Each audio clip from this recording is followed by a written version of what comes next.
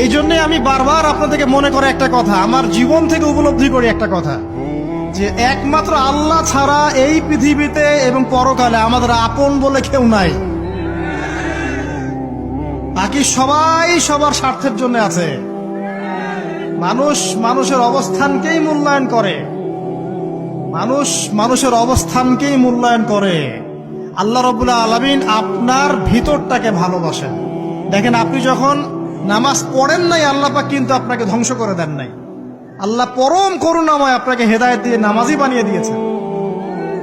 জীবনে অনেক পাপ করেছেন, ইনস্ট্যান্ট আল্লাহ পাক শাস্তি দিতে পারতেন, আল্লাহ পাক দেন নাই। আল্লাহ আপনাকে ভালোবাসেন, আল্লাহ আমাকে ভালোবাসেন। আল্লাহ পাকের এই ভালোবাসার ঋণটা শোধ করার জন্য হলেও নামাজি হয়ে যান,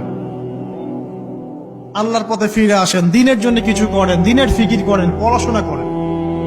প্রিয় ভাইরা, আল্লাহ পাক তৌফিক